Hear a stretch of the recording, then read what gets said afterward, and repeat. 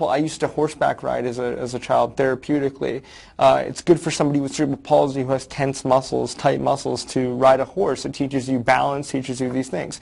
And I literally have fallen off the horse, and so for my mom, it was the hardest thing for her to hold back from wanting to run over and quickly pick me up and put me back on the horse. But, it took a lot of discipline for her to stop herself from, babying me or coddling me as a child and making sure that I understood that it's literally okay to fall off the horse and get back on.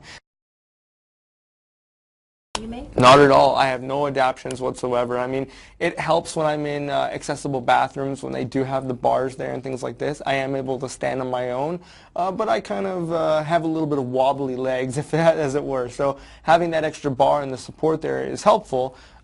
Especially in certain shower situations, they have shower chairs, all these types of things, all these small little adaptations, they seem tiny to most people, but for individuals who do need a little bit of assistance, it helps. Now, I don't have these things at home, but if I did decide to install them, would it make my life easier? Sure. But again, I like to be in the situation where I don't baby myself. Of course, when Karen and I moved from a condo to our own home, I would think about doing special adaptations to the kitchen counters or perhaps the oven so that I could just slide right in and do the cooking a lot easier and a lot safer. Because it's not just about practicality, it's about safety more than anything else.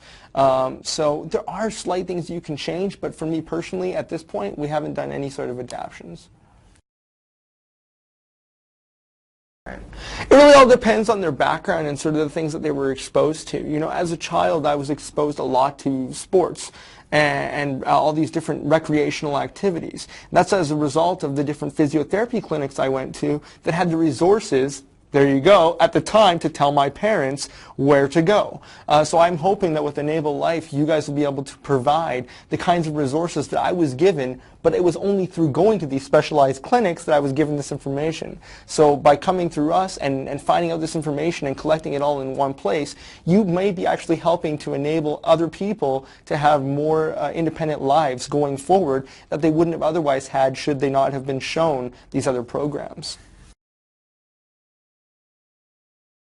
To be honest, it's very simple modifications per the preference of the user. I mean, everyone's going to have a different height, even if you are in a wheelchair. I mean, we all average about, 3'5" when we're sitting down, right? But I mean, there are going to be certain chairs that can only fit through certain things. And my old wheelchair was 6 inches wider. So if you can imagine, I couldn't even fit in standard size doors. I couldn't fit on the bus. I'd get bus drivers raising their eyebrow at me saying, well, I'm not even picking you up. I mean, it's ridiculous how much changes when you lose 6 inches off the side of your chair, and now a whole new world opened up to me. I could get through normal sized doors again. So it was like becoming independent all over again just by getting a brand new wheelchair. I think that as a parent, that's natural to feel that way, disability or not. But at the end of the day, you've got to trust in your child's ability to want to discover and make mistakes on their own. Because even though you yourself may have made those mistakes and you're trying to correct your child and have them not make the same mistakes, that's not how they're going to get past the learning curve. That's not how they're going to learn how to adapt for their own abilities. So take that extra second, take that minute to bite your lip or bite your tongue and just stop and wait a few seconds, and you'll be surprised at what your child can do.